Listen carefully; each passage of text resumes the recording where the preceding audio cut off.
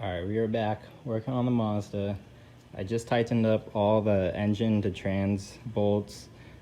All the trans mounts are tightened, so that's all good. So now I'm going to work on putting the lower control arms in, since I did order new ones. Since I ripped the boots and figured rather than just replace the ball joint, just replace the whole thing. Alright, we got the control arm out. You can see it. So we already had the ball joint part of it already out because of the axles. So here's the new one. I got it flipped around, should be like that. I'm going to put it in. So basically it's just, what are these, 18s, and then there's one 19, and it's super easy. You might have to fight with it to get it to line up when I put it back in, but it's super easy. I'm in the process of putting the lower control arm in. I just got the passenger side in. You have to do the motor mount. I'll talk more about that in the next clip, but looking down here, that's oil.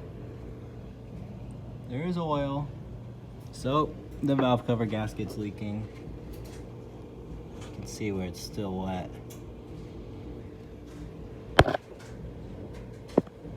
So, yep, needs a valve cover gasket.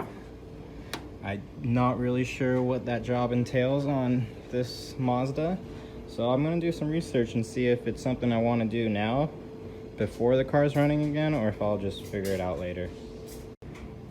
So to get the lower control arm in on the passenger side, that bolt right there gets caught up on the AC compressor. So what you have to do is raise up the engine about 2 inches.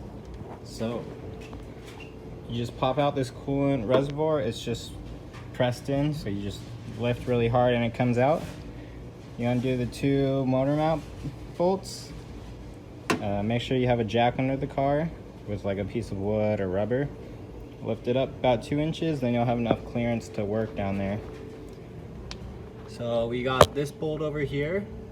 There's the ball joint, if you're putting that in. I'm gonna do that after I got the axles in. And then there's the bushing back here. It just has those 2 bolts on the bottom, so no problem. It's a bit of a pain getting it lined up when you're installing it, but removing it is no big deal. So I'm torquing this bolt to about 100 foot-pounds, and then this one to about 70, somewhere right in there. You probably don't really even need to torque it, it's just as long as it's tight. So I'm gonna finish up torquing this, and then I'm gonna call it for the night, and then I'll see you guys in the next clip. All right, we are back working on the Mazda. As you can see, we got a new clutch slave cylinder in. It's pretty easy to install. There's just that clip that you undo, and then 2 bolts. So yeah, I got the new one in. We still need to bleed it. I'll show you that process later when it's time. I got the starter in, as you can see back in this area. That's all bolted up. There's a little bit of a gap right there. I'm not sure if it's supposed to be like that. Like, I think I remember seeing that, but either way, we'll find out when it's time to start this car up. I got a lot of wires that I don't remember where they go, so I gotta deal with that. But I think I'm gonna put in the axles right now, and then that will be the last thing that I have to do under the car, basically. So let's put the new axles in. So here's the new axle. As you can see, here's the old one. So this is the new one we're putting in. I think you just press them in since they just slid out. So it's gonna be a challenge lining it up with this, but once I get that all worked out, it should be no big deal. So I've been fighting with the axles for quite a bit now, probably about an hour and a half, and they just won't slide in. I've been trying the driver's side. I haven't messed with the passenger side, but driver's side does not want to slide in. This is the driver's side right here. So I'm thinking what's happening is the clip, the snap ring here is just too big where it's getting caught up. So I've been reading that you can pack it with grease to make it stay pretty level. I don't really have thick grease like that, so I'll have to get creative, but I know the axles are the right spline count. I counted them, they're all the same. So the new ones are the same as the old ones. Right here is the passenger side, the new axle. This is the side that goes into the half shaft. So here's the little half shaft thing. And I know that this will fit into there. Oh wait, actually, this is the side that goes in transmission. I tried it. It works, obviously, because this was in the car. This side, these two will work. I just don't want to put it past the clamp yet, just in case I have to move it. So these splines, this one and this one, are the same. I've tried putting this new axle into there. It works. Same on this side. I guess not on this side. This side is for the wheel, but if I put this side into here, it works. So the axles, I got it right. Just the clip is getting caught on something. So rather than just pull my hair out all day, I'm gonna fix everything else that I can at the moment, like all the wiring, and I guess that's it. Just the wiring stuff to do. So I'm gonna do that real quick. If your new axle has a snap ring that looks like this, where it protrudes and it's obviously too big, it's not gonna go in. Now this is the old axle, this is part of the old axle, but my new axle had a snap ring that was pretty big like this. Not this big, but it was still too big. And no matter what I did, just hammering it, trying to punch it into the transmission, it just would not go in. So I bought a torch,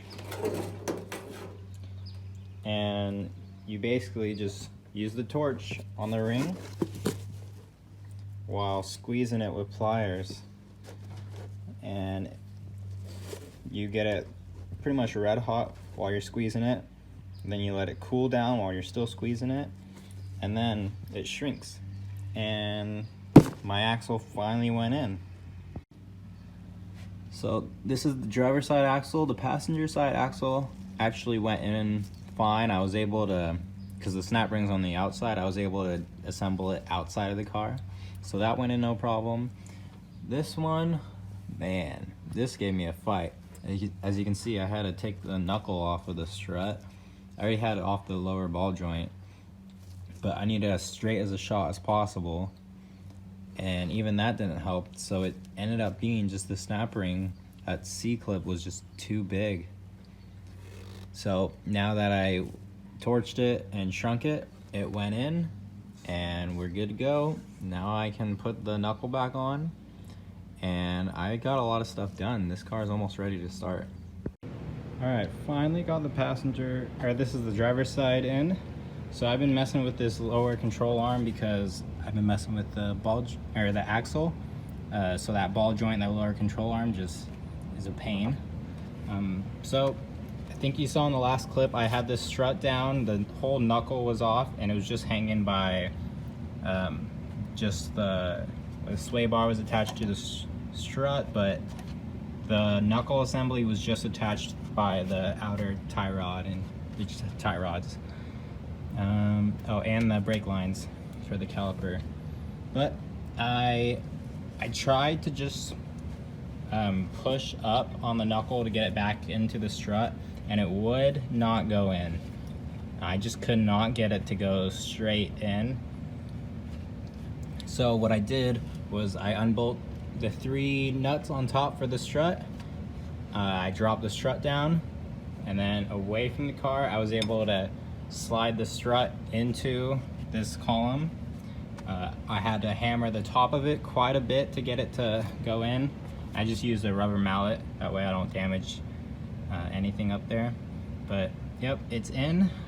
And then I needed another pair of hands, one to pull down. I have this, it's a jack handle, so that side's under the frame, and this side is right there. You just pull down and it will lower the control arm. And that way I could lift the strut into place, put the 3 bolts back in. We got the axle back lined up, and I just popped the ball joint in. So as you can see down here, I have the old, this is from the old axle. It's actually on this side too.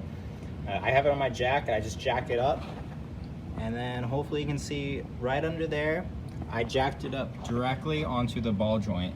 That way it pushes the ball joint up and it lifts from that spot. If you're trying to jack up from the rotor, it will flex the whole assembly this way, and it just makes it impossible. I was fighting with this for about an hour, and then I finally decided just to put something to jack up the ball joint, and it went in perfect. So now I just gotta torque everything. Once again, with this stuff, you should really either wait till the wheels are down before you torque the bushings and stuff, or put the jack up and mimic the ground weight.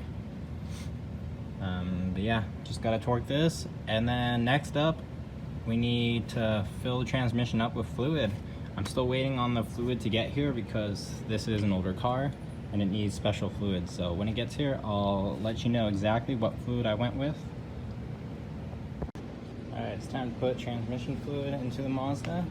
I got MT90, it's 7590, and it has to be GL4. The auto parts stores did not have it in stock, so I had to order it online. It's pretty expensive, but we got it, and it should work perfect.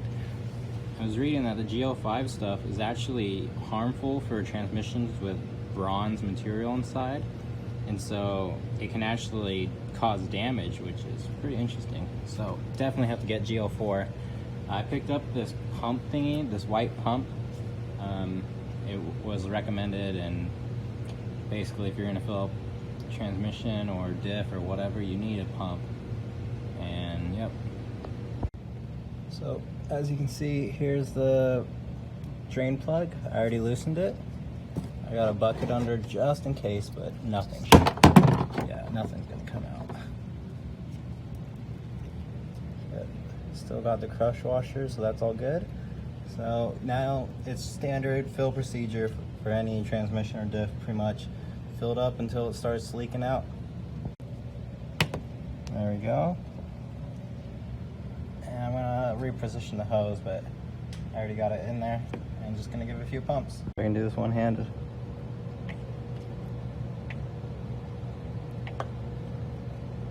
Perfect. It's not leaking out of the pump, which is good. So we'll just fill it up until it starts dripping out, and make sure it doesn't leak out of the axle seals or anything like that. Just fill it up. You can see it's dripping out now. I'll let it drip a little bit so it doesn't overfill. But, yep, that's how you know you're good. Just wipe it, see what happens. Oh. Yeah, definitely overfilled it a little bit. Maybe a lot. Alright, just gonna put the plug on now. Alright, I was gonna show the clutch bleeding process, but honestly, it went by so fast. It went suspiciously easy. So I use this Mighty Vac brake bleeder, and it just fills it up through. I saw a leak coming out of here, and I was like, oh no, how is it even leaking through there? But it's just dripping. I think I made a mess earlier, unless it is leaking. But I use this Mighty Vac brake bleeder, and it worked. The fittings worked, so I was able to get a good seal on it. I pumped it up and was able to suck it out of the system as if someone was pumping. And then once I did that and it was clear, and then I had someone pump while I did the gravity bleed just to be sure, and it all worked. It went super fast. I only used one of these, but also I've been leaking clutch fluid since I started this job out of the slave cylinder, so honestly probably half of this would have been fine. for bleeding everything. But yep, everything worked. And now I'm gonna put the battery in, start it up,